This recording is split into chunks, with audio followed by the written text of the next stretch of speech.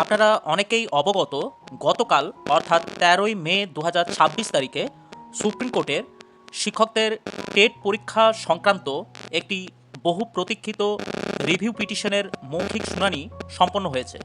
দীর্ঘ প্রায় ১ ঘন্টা ৫০ মিনিট ধরে চলা এই গুরুত্বপূর্ণ শুনানিতে পশ্চিমবঙ্গ সহ তামিলনাড়ু, মেঘালয় এবং বিভিন্ন রাজ্যের আইনজীবীরা কর্মরত বা ইন সার্ভিস শিক্ষকদের পক্ষে জোরালো সওয়াল করেন।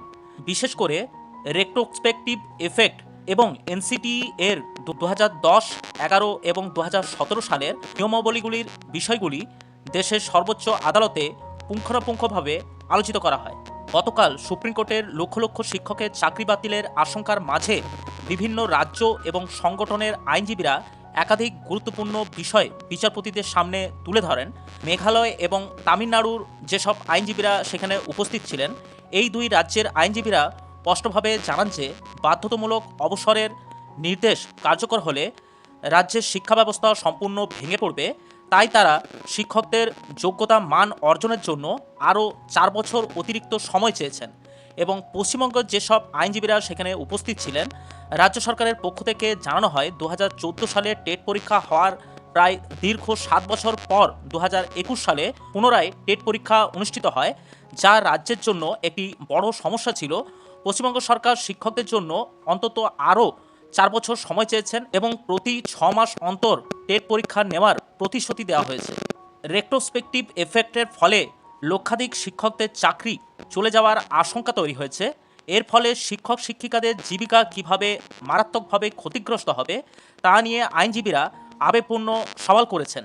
এবং তার সাথে all post graduate teacher welfare association, পশ্চিমবঙ্গের এই সংগঠনের আইনজীবীদের পক্ষ থেকে উচ্চ মাধ্যমিকে পড়ানো নর্মাল সেকশন এর বিষয়টি আদালতে বিশেষ দৃষ্টিগোচরে আনেন।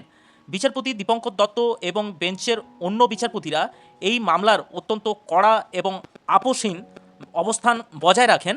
বিচারপতিরা রাইট টু এডুকেশন অ্যাক্টের উপর সর্বোচ্চ জোর দেন। তারা স্পষ্টভাবে জানান, শিশুদের বাধ্যতামূলক এবং গুণগত শিক্ষা নিশ্চিত করতে হলে শিক্ষকদের যোগ্যতার মান বা ডিগ্রি উন্নত হওয়া একান্ত প্রয়োজন। এবং আদালত ক্ষোভ প্রকাশ করে বলেন, ২০১০ সালের ২৩শে আগস্ট এনসিটি যখন নিয়ম সংশোধন করে কর্মরত শিক্ষকদের যোগ্যতার মান অর্জনের জন্য ৫ বছর অতিরিক্ত সময় দিয়েছিল, তখন কেন তা কাজে লাগানো হয়নি।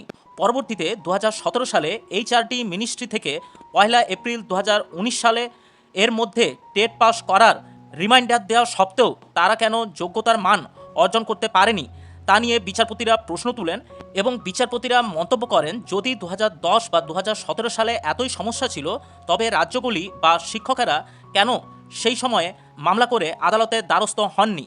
এবং আরও জানায়, ৬ মাস অন্তর টেট নেওয়ার দাবির প্রেক্ষিতে আদালত পরিষ্কারভাবে জানিয়ে দেন, টেট কন্ডাক্ট করার সম্পূর্ণ দায়িত্বগুলি হলো রাজ্যের। সুপ্রিম কোর্ট এর জন্য রাজ্যকে কোনোরকম কোনো বাধ্য করতে পারবে না। এই সব বিভিন্ন রূপ বিচারপতিদের কড়া পর্যবেক্ষণ এবং মন্তব্য তারা প্রকাশ করেন।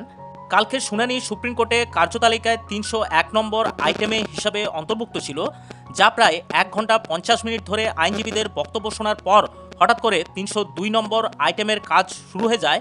ফলে সমস্ত আইনজীবীদের বক্তব্য শেষ হয়েছে কিনা, পরবর্তী শুনানির দিন ধার্য হলো কিনা, নাকি রায় সংক্ষিপ্ত রাখা হলো, তা পুরোপুরি এখনোভাবে প্রশ্ন হয়নি। তবে আপনারা অবশ্যই আমাদের চ্যানেলটি সাবস্ক্রাইব করে রাখবেন। পরবর্তী এই টেট বিষয়ক যেসব আপডেটগুলি আসতে চলেছে, সেই আপডেটগুলি এলেই আমরা এই চ্যানেলে ভিডিওর মাধ্যমে সেই আপডেট আপনাদের কাছে তুলে ধরবো।